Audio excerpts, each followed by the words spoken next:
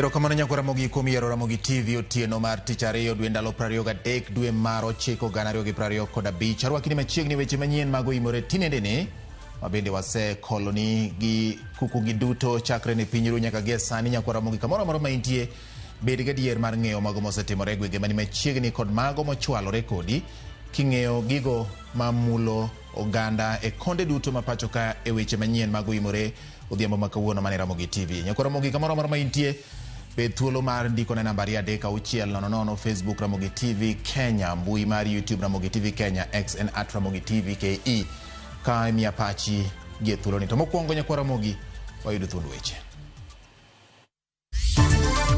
Wakaniingiza in a room, wakaanza kuniongelesha. Kwa hiyo mazungumzo alikuwa anaongelea mambo za vifo. Obila nononek mar miyo moro ma report yango ni nyolwar kowuok e odorofa mar Beach e Kardak ma Kilimani. Okwach kich omako obila boro ma itudo kod kuo mar nyamburko e gwenge mag Maseno, Kisumu. Kama mtu ndiye alikuwa amelipia na hana cash, hiyo ndiye alikuwa anategemea mwaka mzima, ameambiwa akilipia mwaka mzima hata lipia an extra. Ng'anyo mar osiptende mag kor gwenge tiyo kod SHA medo kelo pek ne jotuo ka osiptende go sani yie mana thieth e yor omenda.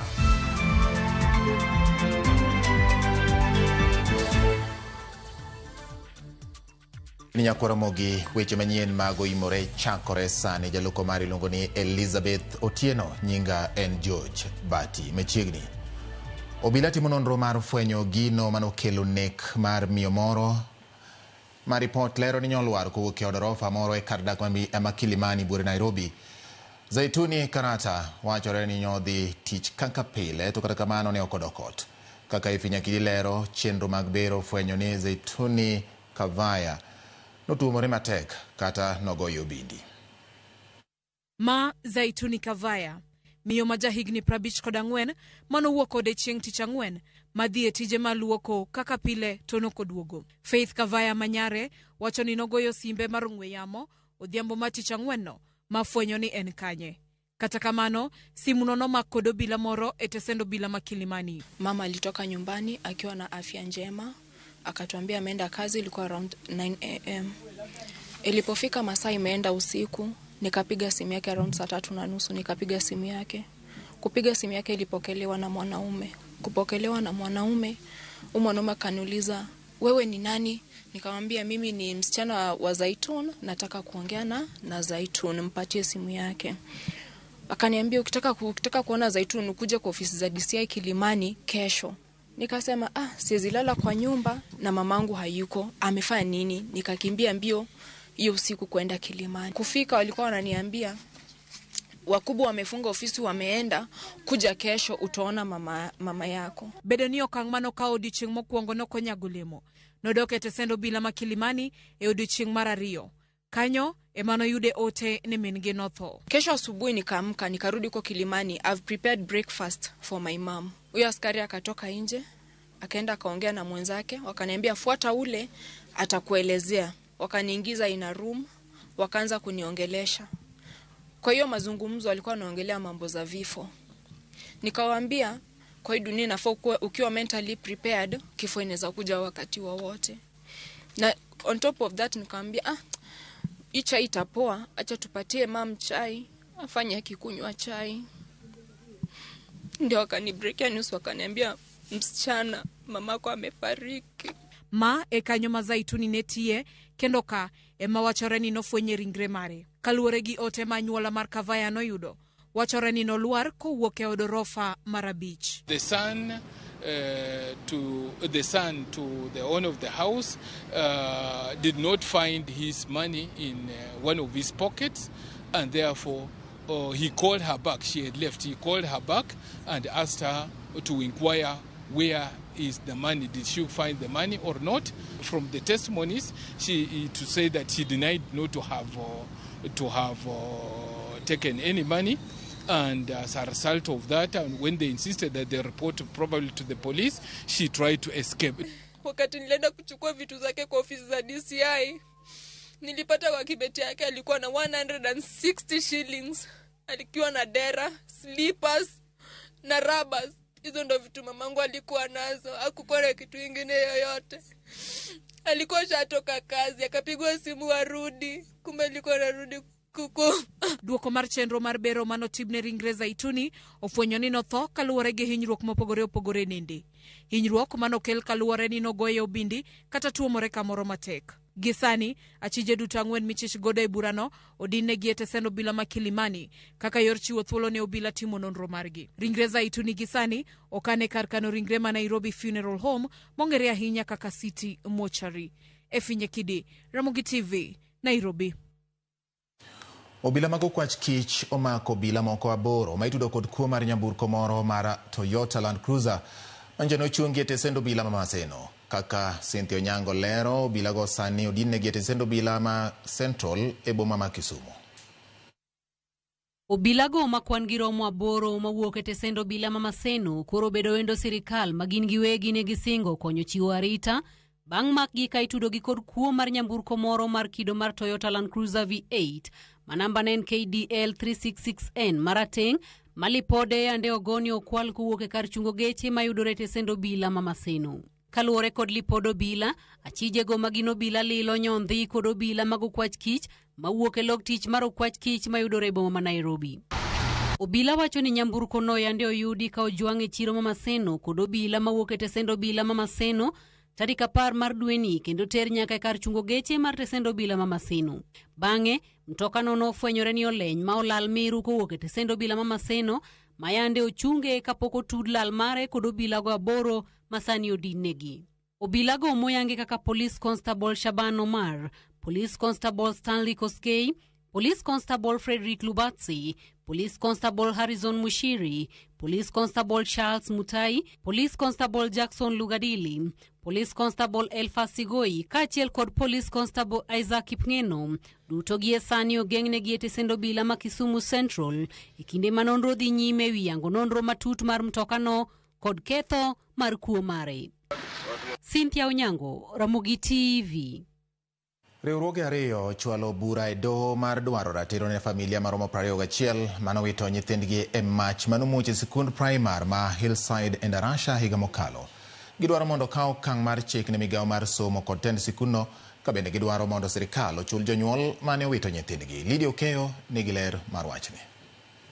Higa achiel nyaka ne mach muoji e skund primar ma Hillside e Ndarasha, riwruoge ariyo chwalo bura e doho kaseo sirikal kuom jwang'o jonyuol maromo 21 mane majno olal gi nyithindgi. Burano chwal gi riwruok makedo ne oganda Kenya Human Rights Commission, riwruok mar Elimu Bora Working Group kod moko kuom jonyuol hakoro gidwaro mondo mi chul jonyuol mane nyithindgi owito ngimagi e masira mar machno. Moko kuom jonyuol go seo sirikal kuom rem kawo okang' moro amora ne migawo mar somo mane orem timo tijgi e rango rang'iny mar skunno kanyakla gi tend skunno kuom rem rito nyithindogo. We are convinced that there was negligence and that justice needs to be served. We are convinced that someone should be held accountable because someone slept on their job. Because no parent in this country or elsewhere should send their children to school only to receive them in charred form. Riwruok mar Kenya Human Rights Commission norwako paro mar miyo jamin buche thuolo mar timo nonro matut ewi masirano kaluwore ni jonyuol nyithindogo ni kod ratiro mar ng'eyo gima ne okelo mach makamano. Under the civil claim is where we'll be seeking the damages under the Fatal Accidents Act and the Law Reform Act for the lives that have been lost. And our suit under the civil claim mirrors the one that happened in the year 2001 in the fire that happened in Changuli Secondary. Burano ma ochwal e doho manyeri dwaro duoko kowuok kuom skund primar no ma Hillside e Ndarasha, migawo mar somo, Attorney General kod jokanyo e sekta mar somo e wi rem chiwo arita mowinjore ne jopuonjre anyato kaluwore ni ute nindo mane giwang'ego ne oger mana gi yien kendo ne onge yo mar nego mach moro amora. It's a pity that we can assume that after such an act happened, then everything just goes on normal, like nobody cares. We put it at the doorstep of the government that they have a right, they have a responsibility to protect the rights Familia go nyiso dang'ni mar paro ma gisebedo godo kaluwore ni nochun gi kano ringrego kamoro achiel, kendo sirikal ema bende noyiero chieng' iko nyithindogo, chenro manotim kanyakla taro mar dwaro mar moko kuomgi. Lydia Okeyo, Ramogi TV, Nairobi. Chakoro Ramogi kawasure ni pod en pek ne jotuo yudo thieth gi okumba mar SHA osiptende manitiere kor gwenge mag ji giwegi e bwo riwruok mar Rufa bang' osiptendego ng'anyo tiyo kod okumbano ka gibandho gopegi ma sirikal pod nigo. E thuolono jakom mar okumba mar thieth mar SHA oromo kod riwruoge mag ute thieth mar lalruok kodgi ewi sekta mar thieth kod okumbano. Judith Omondi noluwo siganani kendo ma e ripot mare. E kar thieth ma Juja modane kaunti ma Kiambu warado kod mama mayach ma obiro mar yudo konyruok ka. SHA ok tiye kar thieth ma olimoni kalure gi ng'anyo mar ute thieth manie bwo riwruok mar Rural and Urban Private Hospitals Association of Kenya. Kata kamano nikech ngimane kod mar nyathi mani kama rach irwake mar yudo thieth. Nilikuwa nyumbani alafu nikakuwa na emergency, kabidi nimeenda hosi. Mambo na SHA, it is not working in private hospital as from yesterday. It inconvenience juu sasa kama mtu ndio alikuwa amelipia na hana cash, hiyo ndio alikuwa anategemea mwaka mzima, ameambiwa akilipia mwaka mzima hata lipia an extra. Kwan mar jotuo malimo kar thieth ni kawuono dok piny e odiochieng' ma SHA tiyo gi rwako jotuo ma hao 70, kwan ma odok piny nyaka matin ne 20. We had given a 2 weeks notice that we would decline to receive SHA cards because SHA is not limiting their payments the way they are supposed to do. Ma en odiochieng' mar 2 mar ng'anyo mar riwruok mar Rufa ne jotuo mag SHA. Moko kuom chung' maggi oriwo bandho chudo mag NHIF mane piny mar milion 10 mane osing kod jatend piny William Ruto dweche 4 ma okalo, singo ma jakom mar Rufa koni ne oketie budget ma higani, kata kamano pok ochop kare. President directed that for claims less than 10 million shillings there should be immediate settlement, and we are aware that the Treasury had allocated 5.3 billion Kenya shillings. These facilities, we would like their immediate reinstatement. Kakoro gidwaro mondo migao mar thieth omany yo mar winjo ywak gi. In the event where there is a disagreement, the law provides that there is a dispute resolution tribunal. No Kenyan is being turned away. This discussion between hospitals has been going on for the whole of this year, but we are optimistic that a solution, a permanent solution to this financial crisis will be found without further delay. Ma biro e kinde ma jakom mar SHA Dr. Abdi Mohamed to bagoromo kod moko kuom riwruoge mag ute thieth kama oriwo Kenya Association of Private Hospitals CAF kaachiel gi Kenya Healthcare Federation KHF. E romoni gitwak ewi kaka gibiro tiyo ko pogruok manie kindgi, bero okumba mar thieth ne jotije piny owacho kaachiel gi yore mag tieko mibadhi ma okwako okumba mar thieth mar SHA. E chak higani riwruoge mag ute thieth mag ji giwegi kama oriwo mag Lamu bende ne obago ng'anyo mane otieki bang' jatend piny William Ruto chiwo singo mar chulo gope mag NHIF mane ni piny mar milion 10 kama moko to ne ibiro rangi matut kapok ochul. Judith Omondi, Ramogi TV. Kuke weche mag thieth nyakoro Ramogi koro wadonje weche mag somo. Jatend migao mar somo Julius Migos Ogamba ochiwo siem ne jotije mag mbalariany manie ng'anyo mondo gidogi e tich makao kamano to ikawo negi okang' kuom gino ma okoni en dhi ataro mar chik manyicha doho ogolo. Magi owacho kama kuom jopuonjre mag mbalariany bende obwogo mar riwore kod jopuonj mag ng'anyono mar sundo piny owacho mondo oketie tim winjruok mane gibedo godo gi jotich mag mbalariany. Joja oko nigi ler mathoth kowuok Mombasa. Jatend migao mar somo Julius Ogamba ne ochopo e kaunti ma Mombasa kuma ne oyawe ayanga romo mane okelo kanyakla jopuonj mar twak ewi lokruoge mantiere e sekta mar somo. Jatend migao no ne otiyo kod thuolono mar soko wang' jotije mag mbalariany manie ng'anyo kotwo ni piny owacho ne oseketo e tim winjruok ma yande gibedo godo. There is a court order. There is a what? And court orders are supposed to be obeyed. Otherwise, you will be in contempt. And if you are in contempt, disciplinary action might be taken against you. Kata kamano, jotije mag mbalariany ma Technical University of Mombasa mane jodhi nyime kod ng'anyo margi ne okoni piny owacho ne ochopo mana achiel kuom winjruoge adek manyocha gichwalo. Giyango ni piny owacho ne okete tim winjruok mar higa 2021 nyaka 2025 ma en chudo mar shillings bilion 2.73, to kata kamano girem keto e tim winjruok motelo mar higa 2017 nyaka 2021 ma gibandho shillings chiegni bilion 7.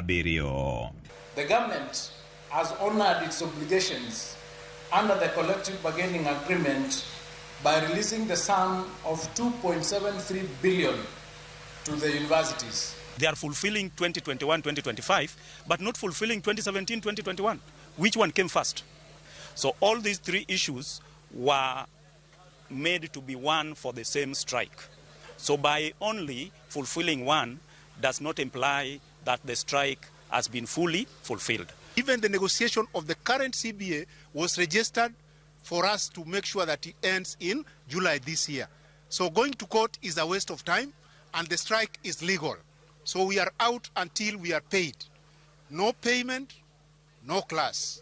No negotiation of the CBA 2025-2029, no class. Eromono, nonro ne gikoni bende dhi nyime mar yango sikunde manyawawa mikoni osebedi kichwalonegi omenda mag piny owacho e tok chik. We are trying to weed out any perceived ghost students or ghost schools in our system. So we are now working very hard to ensure that we have the right data of how many schools we have in Kenya, how many learners are in which school, how many learners are in which region, and we are optimistic by the end of this week we should have very clean data. Mage ne giwacho katend jopuonjre mag mbalariany ma Technical University of Mombasa ne bende obuono mar riwore kod jotije mag mbalariany e ng'anyo margi mar sundo piny owacho mondo mi oketie tim winjruoge manyocha gibedo godo. As long as ni wadwaro ni mondo wadoge klas wasom, wakwayo ni jopuonj bendo mira tichgi. Gin bendo chulgi achula koka gidoge klas. Nikech kodhi mbele kama, wambe nyalo wacho ni kodhi mbele kama ni sirikal ok dwa chulogi, to wan bende wadhi chako ng'anyo. Kendo wadhi riwore gi jopuonje ng'anyo. Nikech wasechulo fee a system to kwasom. So I'd like to urge the government, please pay the lecturers. Jopuonjre mag mbalariany koro ywak ni kata obedo ni moko kuomgi osetieko chulo school fees, onge puonj ma giyudo ka jopuonjgi bende ramo ni ok ginidoge klas ngang' nyaka chieng' piny owacho chop dwachgi. Wantiere school ka watiyo gi pesa, wachulo rent to wachiemo, ma jonyuol wa struggle to mondo mi wachiem. But watimo mae to gima duong' mokelo wa Mombasa ku ok timre. I'm a first year here actually. I just joined last week in this school. And actually I'm so disappointed to see how the lecturers are reacting right now. George Aoko, Ramogi TV, Mombasa. Na koro mugikawa sura ni mohe jopuonjre 2,600 mawuok e kar chung od bura ma Kisumu West matiegore mbalariany oyudo sir mag omenda mag somo e chenro ma otisni basari mashinani ma itayo gi jaod bura margi Rosa Buyu. E kinde nyasi no jotelo pako chenro no ka jaod bura makono Rosa Buyu wacho ni chenro makama en mareno ni somo ahinya to mag nyithindo manyiri oting' malo kendo bende oduogo geno ne familia mochando. Gavana ma Homa Bay Gladys Wanga korka kore otielo ni ting' mar jonyuol magin godo en rito nyithindo ahinya to yore mag puonj. Bende giseyo nek bembo kod lwenje mag udi mathoth ne juko jomanyiri kachiel kod mine e gwenge ma Nyanza. 164,000 paid to bursary. This money would have gone to another child, but God made an opportunity for you to be amongst the 2,600 today. Instead of thanking God, you're going to school to drink alcohol. The war against triple threat is a war that must be tackled by every member of the society, so that in case an incident of femicide occurs, it is not hushed, but it is brought to the fore and the culprit punished. Any case of sexual violence does not belong to the chief. You cannot sit down and get chief of bebedo pin, to get any tulo dojeko, watimenade. Ningane, chulungade dokadi. Manoko you the chief, o maki poteri. We love respect, and respect takes you far, not just academics. You can have academics, and when you come for that interview, because that respect you threw it out there, the moment you do your interview, I don't need to look at your papers. I don't care whether you have a first class. Definitely I will not employ you because I looked at other attributes that you have. Don't when you focus, don't when you work hard. Mondo wadi, mondo wadwogi, ne jonyuol wagi gi gimoro ma wanyalo lokogo miechwa. Something that they can be proud of. Nakoro mo kowuok Kisumu huduga ne gwenge ma Nairobi ka duol ma ochung' ne ng'iyo weche mag obila NPSC ogolo chenro manyien madhi tayo chenro mar ndiko apisas mag obila e pacho ka. E lokruok ma kamago chenro mar ndiko obila dhi miyo pek kwan ji mar neno ni oganda mani kod ji mathoth oyudo kwan obila maromre kod kwan maggi. Lokruok ma kamago kata kamano ibiro pedhi e nyim od bura mokwongo ndalo machuok mabiro kaka jafumbo marwa Chris Owino miyo waler. Duol mang'iyo weche mag obila NPSC wacho ni lokruok ma kamago gin mar neno ni gwenge duto ma pacho kae oyudo thuolo maromre e ndiko mag obila. We have merely revised the regulations in line with the requirement of Section 20D of the Statutory Instruments Act, which requires any regulation-making authority to continually review their laws and regulations to ensure that they keep up with standards. And so as a commission, that is what we have done. Poni lokruok ma kamago biro chako tich, chenro mar ndiko obila e ndalo mabiro biro miyo pek kwan mag jopiny e okenge mar neno ni gwenge man kod ji mathoth oyudo kwan mag obila moromo. The Commission shall apply a weighted formula that considers the national population, the poverty index, an equal share component, affirmative action in favor of marginalized groups or communities where necessary, and any other criteria that the Commission may from time to time determine. Kaka yo mar neno ni gwenge duto mapacho kae nigi duol e chenro mar ndiko obila, duol mar NPSC yango ni kuonde chung' od bura duto 290 dhi yudo thuolo maromre e chenro mar ndiko obila. Ogendini ma osedong' chien e weche mag dongruok bende lokruok mag NPSC okoweyo chien bang' keto e lela jodak mag gwengego idhi miyo thuolo moyiedhi e chenro mar ndiko obila. I want to agree with the regulation that sometimes when doing some major recruitments in the country, there are areas who have been marginalized for a long time, and I want to say contrary to what my colleague said. We need an affirmative action in some of the areas, places like Samburu, Marsabit. These are hard to reach areas. In allocating numbers to each constituency, the Commission shall ensure that the distribution promotes gender equity and reflects geographical balance across the administrative units within the constituency. Kopogore gi mago, dhier mag oganda bende idhi keto e ng'ala manyime kaachiel kod kido mag chwech e kind joma chuo kod joma mine. E komachielo, NPSC omedo duonde e chenro mar ndiko obila manyien mar 10,000 madhi nyime e pacho kae ka gilero ni idhi time kitiyo kod lony manyasani kaachiel gi chenro machon mar chwalo kwayo aching'. Chris Owino, Ramogi TV, Nairobi. Nyakoromogi wakawo yweyo marwa mokwongo e weche manyien mag oimore tinende ni kata kamano na anyise ni miya ote mari kotene gi weche manyien ma wakelo ni otieno ma kawuono. Poch gi pak ne ni miyiero Ramogi TV kendo pod iketo wang'e tichiko iti mar ng'eyo adier kuom gik mosetimore ma e televisen mamiyi weche maong'ith. Ukidiboka ntiere Ulanda wacho ni enough is enough ka sirikal ok nyal chungo nek madhi mbele ni to ginyiswa kaka gidwaro. Mano ukie mowacho. Naftali Wood Awendo sub-county wacho ni watching news erokamano ahinya. Boniface ng'isa nene ni makare erokamano bende. William Nyadawa intiere Mawego ka amor gi weche manyien mag oimore wageno ni weche biro losore e weche mag thieth erokamano ahinya. Mano e kaka William wache kowuok Mawego. Makamu Wuda Sere Ugunja Nisani Mosna Super PS Dr. Raymond Omolo Baba Jakom Raila Amolo Odinga gimowacho tomano chalo chik kendo onge ng'ama kalo. Wacho ni baba kende muyiene mar negotiate e yo moro amora nikech ene mosebedo gi lony mamalo ng'e kama piny ae gi kama piny dhiye. Osechung' ne piny ni gadiere gi ratiro koro ng'ata ma ok luwe to koro bro mana romo gi oganda mamoko Kapernaum kama gik moko bagnie. Mano Makamu wacho ni omoso bende Moses Omondi ma Udo Gonja kendo wacho ni amor gi weche manyien mag Ramogi TV otieno ni e kinde ma ODM dhialo 20 years mag telo e Kenya ka kata bedo duond bura mongirore e Kenya ka. Erokamano nya Makamu wa Makamu. Ukidi bwana nokindiko ote mang'eny ka endiero kamana nyasa director Dominica Kogo bende koni oneno Ramogi TV kendo chiwo poch gi pak ne Nyamigori ong'isa ni bati Nyamigori miluongo ni Lilian Odira ogamie Port gi Park. Karo Serena Nyaboro wacho ni an bende amor. Kora penjo mara ni to bila koro lokore kwalo gik raia. Mano penjo mar Karo Serena. Erokamano Eric Okelo ni bende mano intiere gwenge ma Kisumo kocha. Ochola Okombe nena yo makare kinde moywago jaode kachiel kod Gengo Tieno mabende owito min gi Ochiengwala mawito nyathine bende nena kaendi jayalo wuod owuor Mosainyen bende krodongo yako joka Ogande kachiel kod Hospital Tieno Jack kachiel kod wuod nyara Farao gi Osuno badha gochieng Osuna bende ma owito dagi mano kanyawade mwalo kanyo wacho ni Mosainya kaluwore kod masira ma omako gi kinde ne.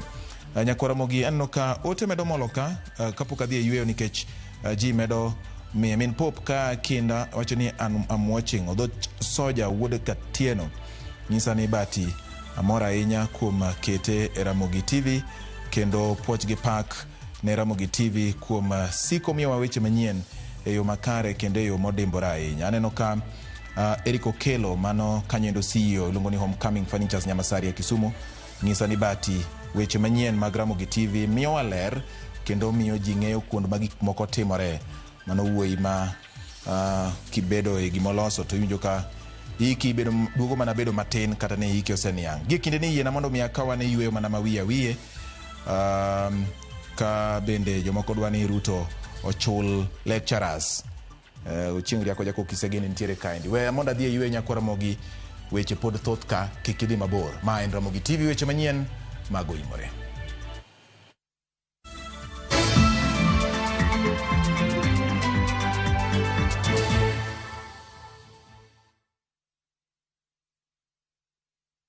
Say you know ni kelo nyako chia cholokore neje lunga lisandi nango nyako chia ni giere kendo jalo sigo kacha ndi gimo nyako chia utemo kadano.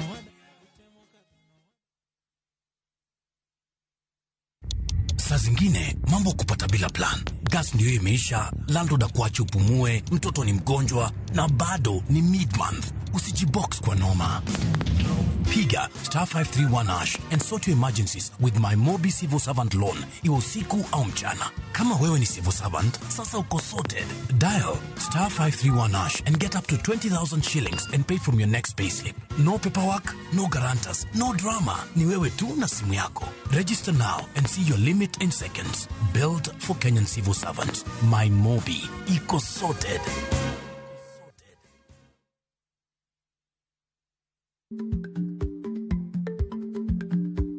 Chako chon loyo dhi kajuoga. Ma tiende ni bedo gi ikruok momondo, geng'o masiche kod midhiro mang'eny mabiro e ngima dhano.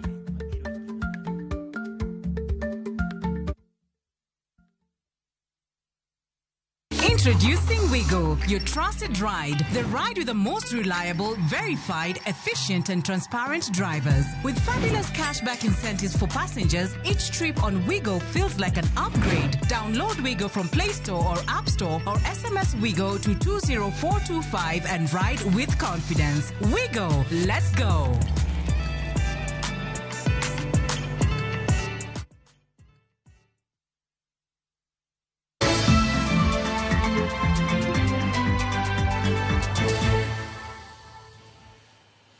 Machiegni kendo Nyakwara mogi kana singo ni weche manyien pod nitie wadhi nyime gi weche mag imore. Liet pod medore ewi chung mar jopuonj junior school miyo gi teko mar tayo chenro magi mag somo junior school ma ok orwakie telo kowuok e skunde mag primar kaka osebedo nyaka ne sirkal mar Kenya Kwanza donje telo. Kowuono ni jopuonj mag junior school ma Homa Bay kod Mabusia oriwore gi jowetegi mamoko igolo pachgi kaka imiyo waler kod Elizabeth Ajode. Tend riwruok mar jopuonj mag Kupete County ma Homa Bay koro medo duondgi ewi dwaro mar riwruogno mondo oket jopuonj mag junior secondary obed kar kendgi kendo gita tijegi gin giwegi ma iluongo ni autonomy. Tend Kupete osebedo ka sundo mondo mi sirkal kokalo e migawo mar somo oket jopuonj mag JS ochung kar kendgi kendo pog JS gi skunde mag primar mondo jopuonj mag JS obed gi yot e tayo tijegi. Kotelnegi kod jagoro margi Stephen Yogo kod jakom mar Kupete County no Jack Okoth giwacho ni onge kaka jopuonje mag JS inyalo telnegi kod jopuonj mag primar. Gino magiwacho ni osemiyo jopuonj mag JS ocha. Wadwaro ni wabed gi welfare mar jopuonj gi maklear, kendo wadwaro ni gibed gi skul mochung' kar kendgi. Magi bedo gi jotelo man gi qualifications, kendo wanyalo bedo gi thuolo ma japuonj ma JS nyalo wuok ke JS kama entie no to dhi e senior school ka gibedo transferred to transition no bedo. Wan gi curriculum mar JSS. To ka sirikal nokelo curriculum mawacho ni wan gi 2633. En gima ber ni koro jogi onego gichung' kendgi.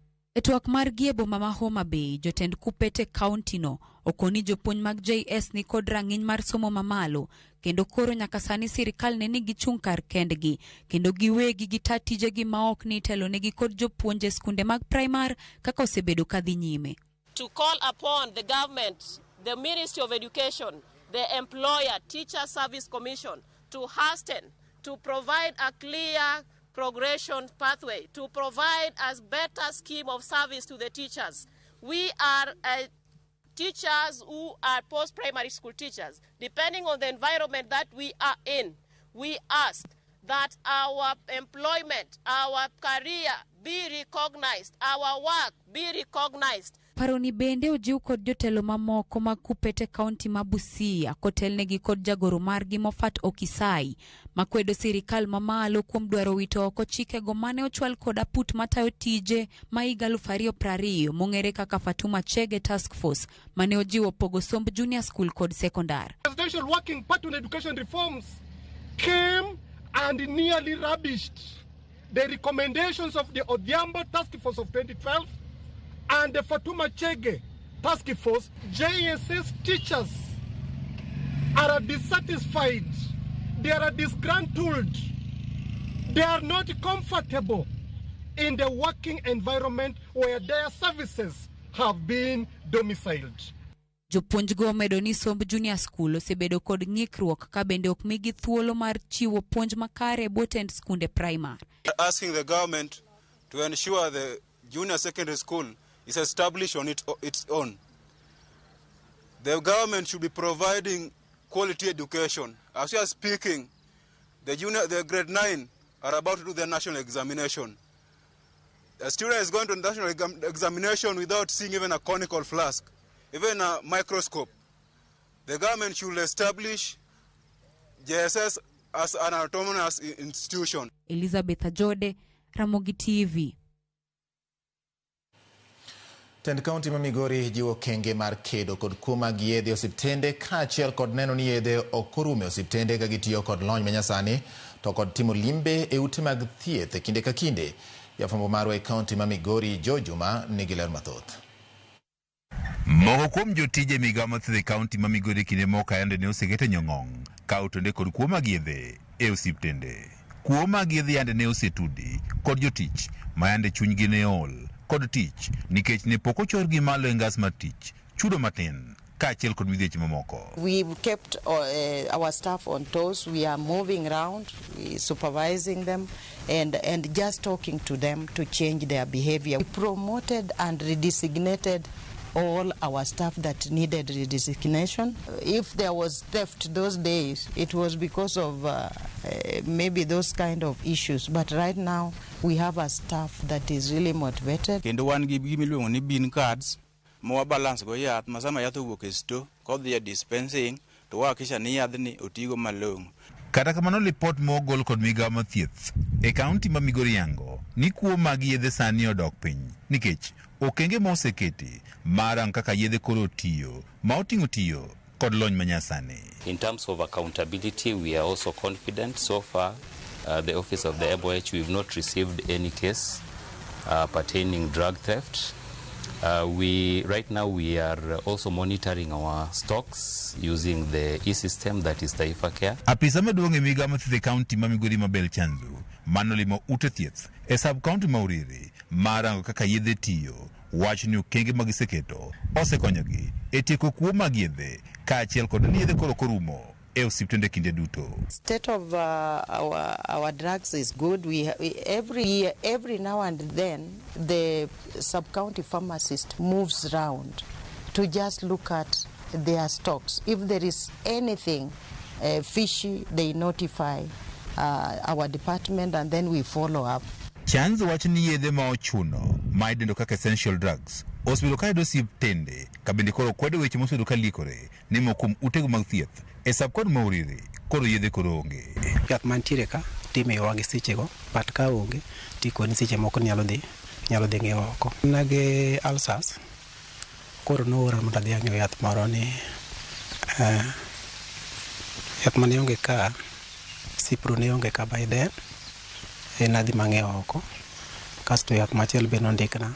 Yath nitie wayudo thieth maber, ok ane tabu moro amora manitie nikech ithiedhowa. Patients that come in this facility are rest assured that they get drugs and they've never been told to go and buy. If you are told to go and buy, it's just a case of either another ailment which is not primary disease. Kaunti ma Migori bende osedonjo e winjruok rowego moko mago mag piny owacho ma oting'o Luala Community Alliance ma koro konyogi e nyiewo yedhe to ahinya ne osiptendego matindo ma oting'o dispensaries kaachiel kod health centers. Thank Luala community. Through His Excellency, they talked, and they are also supporting us in supplies of these drugs at level 1 and 2. I also want to thank him, His Excellency, because he has connected us to World Bank. And very soon we shall be getting supplies, especially for level 2 and 3. George Juma, Ramogi TV, Migori. Deko mar chwalo gige thieth kod tiyo gi masinde mandalogi osekalo gin moko kuom midhiero mathiro chenro mag chiwo thieth makare ne jopiny e ute thieth mag sirikal pacho ka. Kata kamano, migawo mar thieth e kaunti ma Siaya koro yudo fuong'ruok bang' kar tiegruok mar Berry Nursing School mawuok e piny Amerka komakore kod riwruok ma otisi ni Nyogaya Foundation chwalo mwandu mag thieth kaka otanda mag bero kata surgical beds, kombe mag wuoth, agulni kata daga muya mineno ni oxygen cylinders e kind kony mamoko momuonyo omenda maromo siling milion 8 kagiloso e kinde sidho ayanga chenro mar yawo mwandugo kendo chwalo gi ute mag thieth mabondo Madiany kod Abaga medore kar chung'o bura mar Arieda. Apisa maduong' mochung' ne weche mag thieth e kaunti ma Siaya, Laktar Omondi Owino, opuoyo chenro makamano. Kaeto koro okete kona moro no konyal tiyo to kendo gik mokelgi including supplies gi wakawo very good records miketo bondo kaendi wabong'eyo ni oketadi to tigo nade kamano Madiany be nyaka Obaga. Gik madhi konyo osiptandewagi mwawakelo romo milion 8 matene en approximately $68,000 worth of equipment ma bro dhi osiptande gieki kendo ang'eyo ni bro konyo jowa. Jodong luo mawuok e sub-county ma Nyakach gikone to koro keto tenge pogruok e kindgi kendo yiero jaduong' George Arogo Ayegi kaka ogai manyien. Ma en kaluwore kod bura mane gitimo e boma ma Kisumu mabende okelo kanyakla kweth jodongo ma osebedo kod ywaruok e kindgi e telo bang' tho mar mane en ogai ma Nyakach mosenindo Peter Ombechika. Jodongo go yiere mar tiyo kanyakla eno ni dongruok kod siasa e Nyakach odhi makare.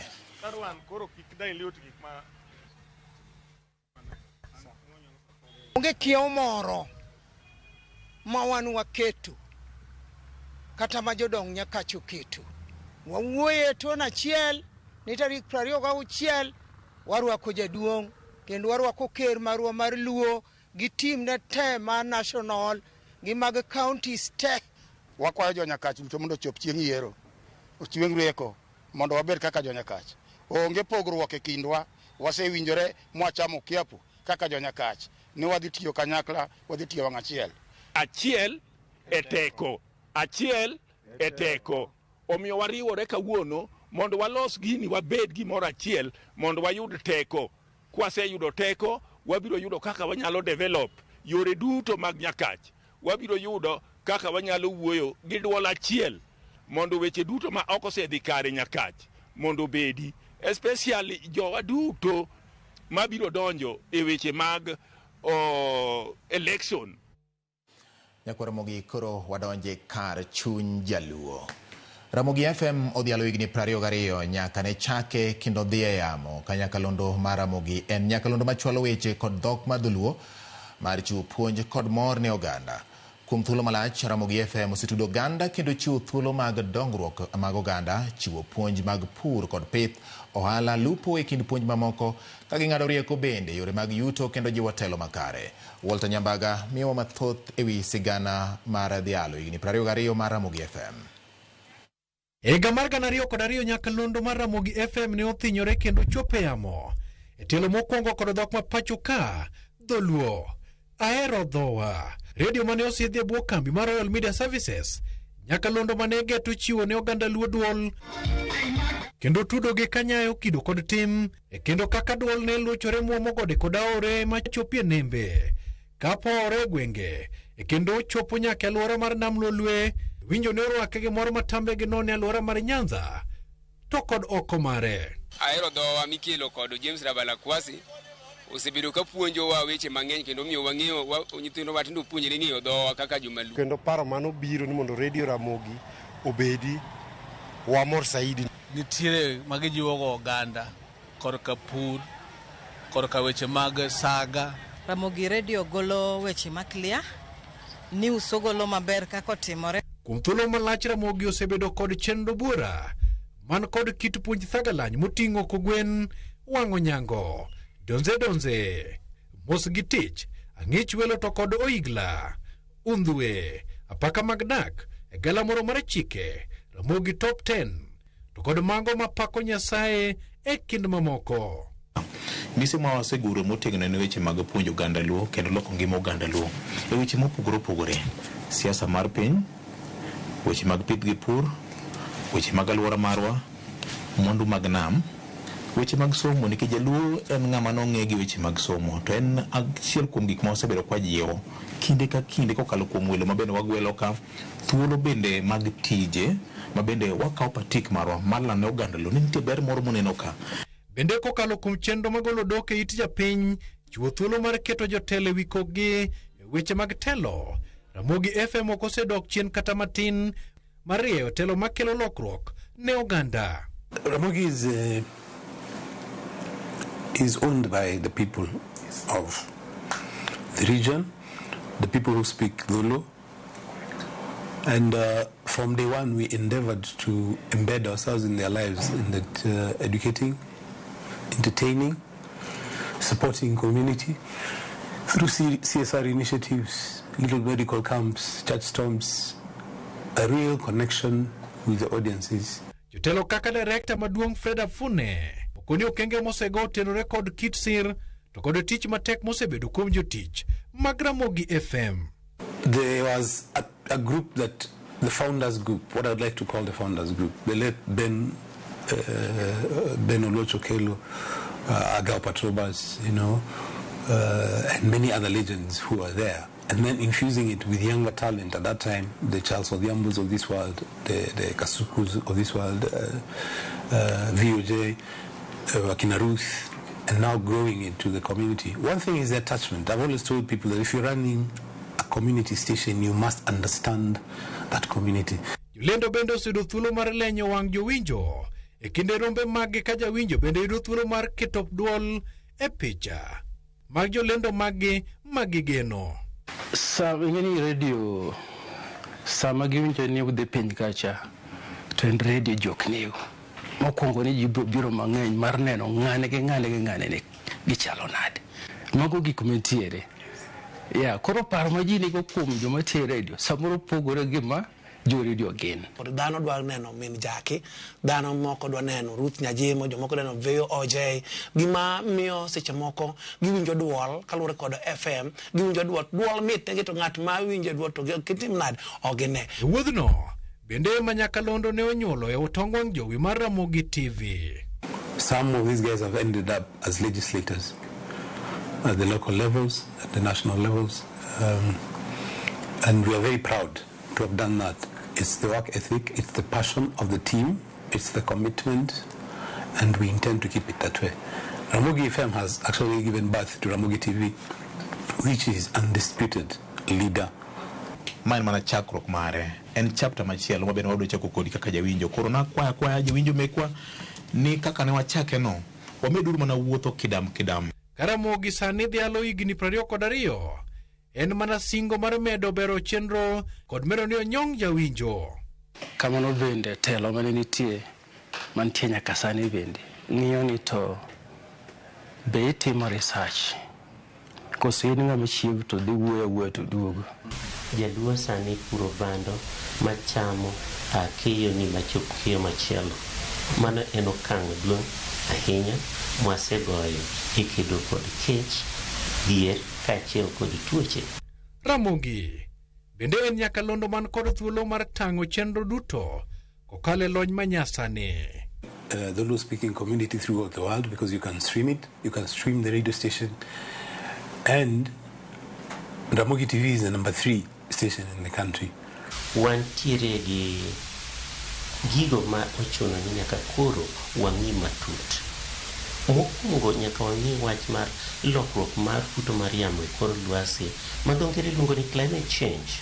Machielo en wach ng'iyo alwora mwadakie.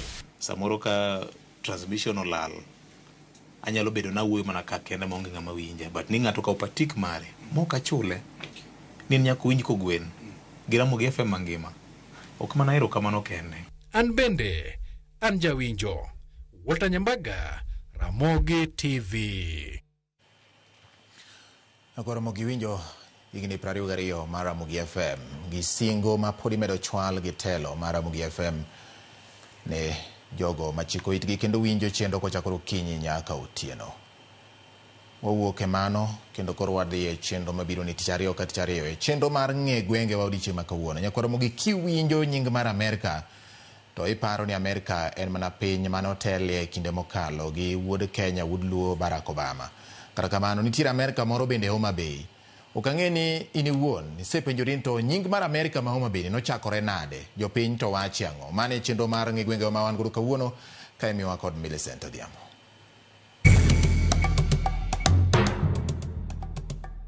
Nyako Ramogi Ajwang' machiegni kendo telo machielo e chino ni mar ng'e gwenge wa. Jumani kalapapla mar ng'e gwenge podogo touch e kaunti ma Homa Bay kuma ofuyo ma odhi opiyo e gweng' mong'ere ni Amerika. Ka iwinjo Amerika, Nyako Ramogi, ang'o mabiro e pachi? Wang'eyo mana Amerika mayudore oko mar piny Kenya, piny jowagunda, to Amerika mayudore e kaunti ma Homa Bay ni en mane? Wawinja nena mokwongo pa jodak mawuok e alwora ni ma Amerika ni ang'o mogi paro ni gwengi ni ne ochak ni Amerika. Nabiro ka yudo ka osechakore to dawa gini nopimonwa ni Amerika nochakore nikech ojijo teko nodhi Amerika, to kanoduogo koa Amerika te manochako dalane kama wantie ni en dala ojijo teko. Koro nochako dalane kan Amerika ma welo mane oko kabiro nene ka ne biro ne wacho mana ni gidhi Amerika kojijo. Nying mar Amerika nochakore kaluwore gi kaka ojijo oteko ne ni Amerika nokelo nying ni dalaka ni mondo bede rapar mare kaluwore ni ne en kuno. Amerika kaka nobiro Daniel ojijo teko, koro nikech nosomo e piny mar Amerika, koro ka nobiro to noting'o nying no okelo nwa e kanisa ka, koro waluonge ni Amerika kojijo. Bang'o joparo mopogore ma jodak oseliko kotengo kod nono mar nying gweng'ni ma Amerika. Wekro wawinja nena ni adieri motengo kod kuku mar wach ni kanye madine mi chak gweng'ni ni Amerika kendo kaka ne ochakore kowuok kuom jodongo mane nitie. Kae ni nochak Amerika nikech mae ni ne mino jijo oteko. Mino jijo teko nokuny ka. Kae to jijo teko wuongo binogede bathe ka. Nying no ero nobedo kamano nikech dalo jijo noyudo ka nosechako dalane ne Amerika. Koro kaka nochako dalane Amerika ma ji ma e community ka ne kobiro to gikono gidhi kojijo Amerika. Mano miyo nying no nochak kamano. Mano kojijo ne pod ngima. koro kosetho ka nodong' kaka gunda mare, omiyo niluongo ni gunda Kojijo Amerka. Nyakoromogi mana kamano wasewinjo nono mar nying gweng' ma Amerka. Wekuru wawinj anena ni gweng' ma Amerka ni humbe landore kod weche kata timbe mage.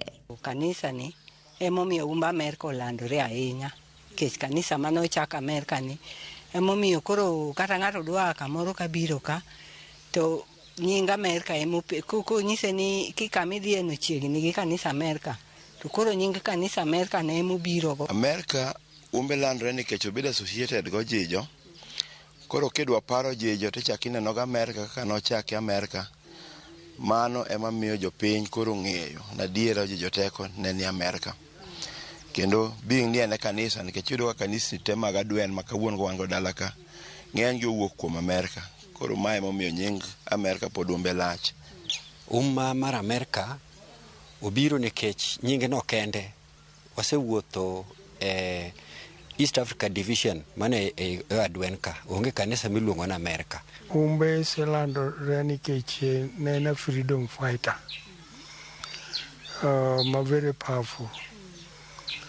Ne en kaka assistant chief, to ne gimoro amora mane sirkal dwaro ne gimoko yiego ne ok timre.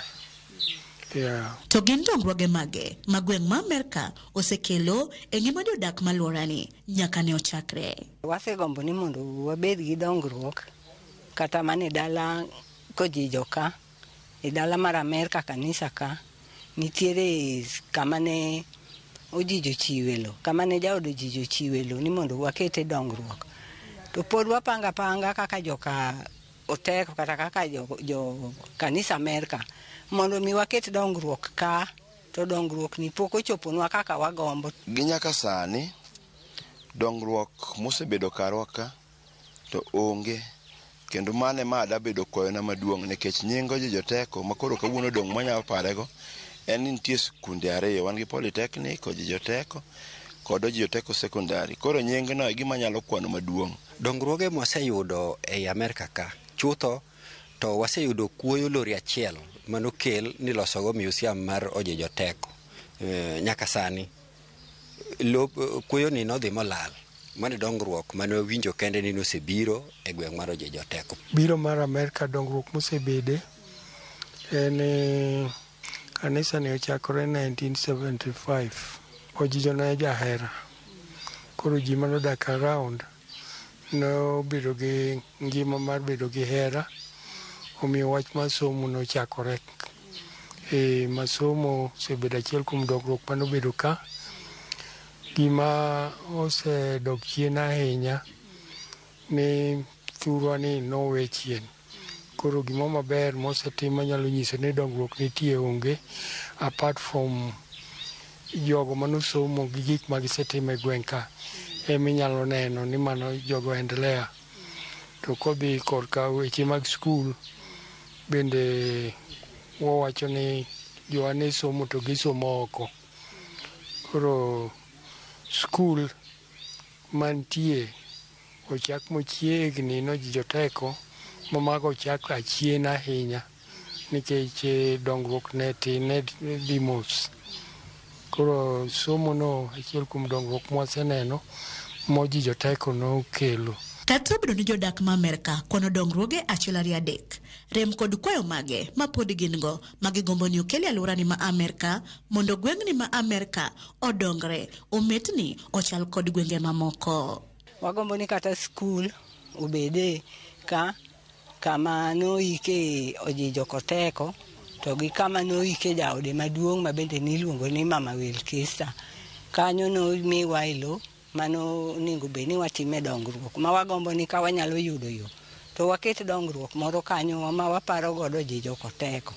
Wagombo ni mondo waket kata skul kanyo kata osiptal kanyo, nikech kata kwang'iyo mausoleum mare kuma noike, gima nyalo nyiso ni Jijo Teko noike kanyo ma en achiel kuom kwayo ma wadwa keto makende ni mondo gere mondo nying Ojijo Teko omed bedo malach kendo dhano nyalo biro mondo ne kuma noiko Ojijo nikech Ojijo ne en ng'at ma tekre ne ng'eny kendo ne en ng'at maduong' kabisa. Community gombo ni mondo gin be gibede ka gibuonjo ka giwinjo nying mar Ojijo Teko ni en kama pi otime newa. Koro jomoko nyalo biro mondo omodhe pi mowuok e gweng' Ojijo Teko. Hawi maber ni lo nitiere moluongo nying Ojijo Teko minyalo time maendeleo gi. Waliel mana gi Nyangile.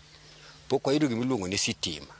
Koro ka wanyalo yudo sitima moro be ketnwa, in fact puothwa ni ogombo ni kupo ni unyalo ketno kata transformer moro wachung' kanyo to it can supply community ni te maber. Gima waremo mokwongo en yo, osiptal bende onge, wadhi health center ma Wagwe. Nyakwaramogi mana kamano gikanye mwachopo godi giko matelo makawuono e chino ni maringe gwengewa. Sani kiwinjo ni nitie kamoro miluongo ni Amerika e Homa Bay County. Amor nikech kori ng'eyo kaka gweng'no ne obiro kendo kaka ne ochakore. Omiyo kik idhi mabor. Medikite mane wang' jowi mari mar Ramogi nikech kae ma juma manyien aduogo ni kod nonro mar gweng' machielo. Onyalo bedo gweng'i kata mara kata gweng' ma igombo winjo nonro mare. Oriti masani erokamano kuom bedo kodwa. Nyinga Millicent Adhiambo kata kihero inyaluonga ni Nyaboma.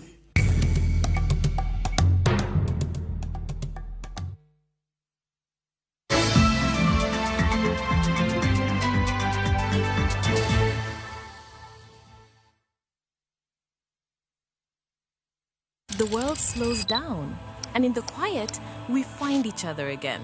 We laugh louder, we love deeper, we reconnect with friends, with each other, with ourselves. This is the low season, the season for connection. Rediscover your partner over dinner by the ocean in Diani. Sing and laugh with friends on a self-drive safari to the Mara. Unwind as a solo traveler, journaling by a fire in Elementaita. Or finding calm with a massage overlooking Lake Nakuru. Because travel isn't only about where you go, it's about the people and the moments you take with you. This is the season for you. Visit VU Travel and let's plan your low season travel. VU Travel. Let's plan your story.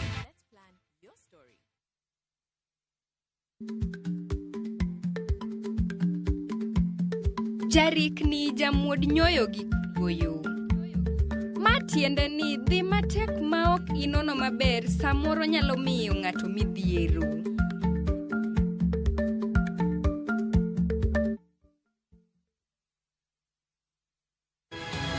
Nyikwa Ramogi, bedi her mar loko puothi obedo ohala madhi maber kendo med yuto mari. Ober nikech en crop manyalo miyo ipidh kata gwen, pidh dhok iyo mayot. Wakelo ni chenro mar pur gi ohala. Chakre ikolo nyaka geng'o kute machamo pithwa. Pur mar nyanya nyaka ing'e tuoche mag nyanya mokwongo. Mar ariyo nyaka ing'e yedhe migoyo nyanya. Puonjri yore mabeyo kendo manyasani mondo imed keyo mari.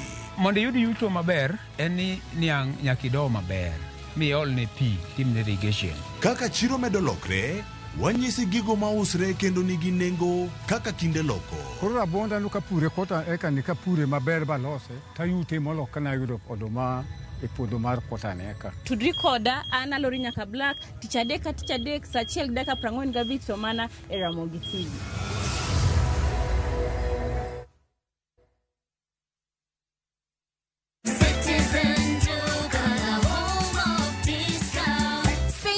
This week with Citizen Duca. Get 3 liters of fresh fry cooking oil at just 916 shillings, down from 1,007. Enjoy 500 grams of prestige margarine for just 205 shillings, down from 274. And don't miss the 1 kilo yellow beans at 265 shillings, down from 298. Shop conveniently on citizenduca.com or on the View Sasa app and have everything delivered directly to you. Citizen Duca, the home of discounts. Citizen Duca, the home of discounts.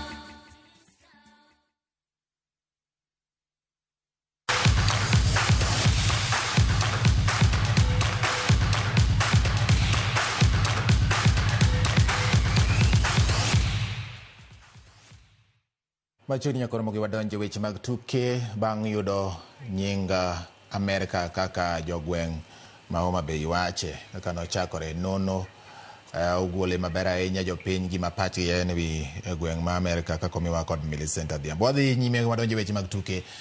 Jong'wech ma Kenya maende okawo midila mar mula e ng'we mag World Athletics Championships kamoting'o Beatrice Chebet, Faith Kipyegon, Emmanuel Wanyonyi kaachiel kod Lilian Odera omol e pacho ka odiechieng' ma kawuono ka giwuok Tokyo e piny Japan.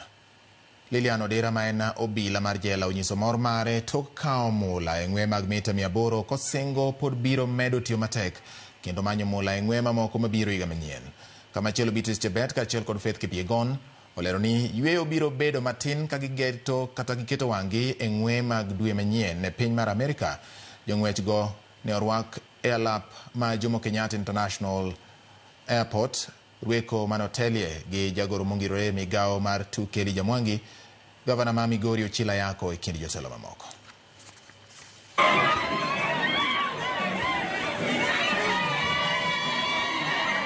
Mora mora nyalore mane gima nyalo nyiso onagi ni everything is possible.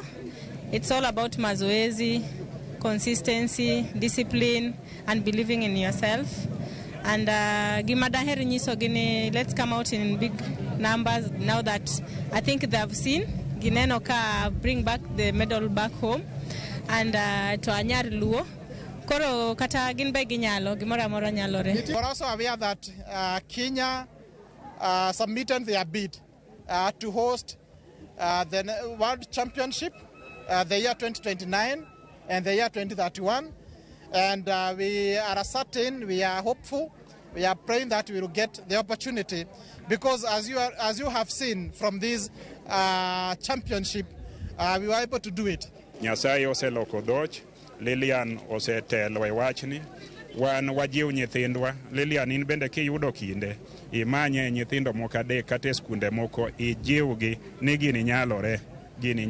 Kora akwayo mana jo Kenya duto ni jogo makelo mor kata nying maber kata ilo ne Kenya seche moko ka gisekelo ilo to wiwa wil kodgi.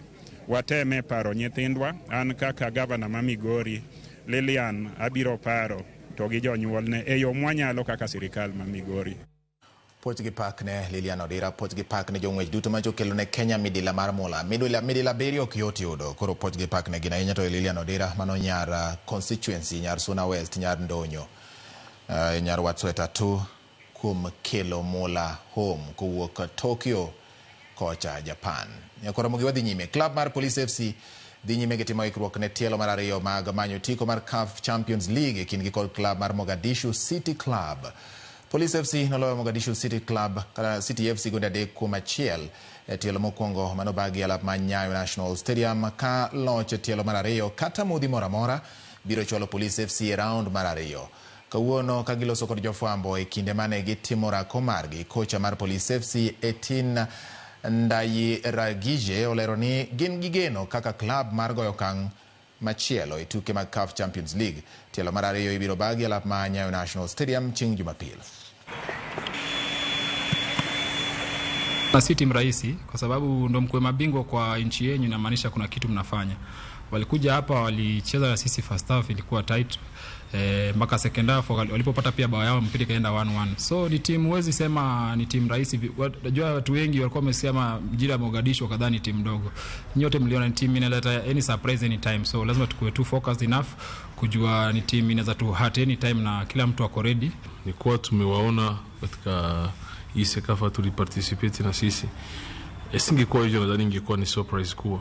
Watu wengi wanajua zania timu wanahisi ni nchi inacheza na nchi nyingine, lakini ukija kuangalia uhalisia sasa, hata for the first time nawaona walidraw na Yondram Al-Ahly ya Sudan. Ndio siku kadhaa nimewaona hao walikuwa vizuri, wana bidii kubwa sana kwa tight space. Sirikal kokalo e migawo mar tuke onyisi mondo oket maino e bero chenro mag tuke ma itimo e kor gwenge kaka yor miyo kendo ting'o malo talanta mar rowere ahinya to mago mapod tindo manyalo konyogi e ngimagi mabiro. Coordinator mar UDA gwenge ma Nyanza Agri Otore owacho ni rowere mani kod talanta mopogore opogore e kor gwenge kokalo e tuke mag adhula inyalo kony kendo nyalo medo dongore mana ka giyudo sir e chenro mag tuke. olose skunda primar ma Kombaka e kind tim mar Kombaka FC kod Masanga FC. E kinde tugogo bende ne giyudo sir mowuok kuom jagoro mongirore migawo mar arita Dr. Raymond Omolo ka timbe ariyogo ne yudo mich mopogore opogore kamoting'o lep tugo, wuoch mag tugo, piche to kod mwandu mamoko. Ka joma mbele karita nyithindo gi dhi kawo the space, the vacuum magidhi weyo. Koro watemo mana ni mondo wanachagi, wamanyo negi good playing ground, wamanyo negi equipment, kaso ka nitie financial support manyalo miyo giwuotho mondo gibe gisom talent. Dr. Omolo okelo ka mpira, okelo ka lewni, omotivate nyithindo e yo moro maber ma gini en gima onego bed ni itime koro nationwide. Nyithindo mabiro ka at least wakelo negi boots, full team, wamiyo gi full uniforms, wamiyo gi nets, at least mondo ka gigocho ing'e ni mpira oloyo kata ok oloyo. Through this initiative, waneno ka nyithindo dhi yudo gik mabeyo mbele. Most of them osekaw kendo somo e sikunde mopogore opogore.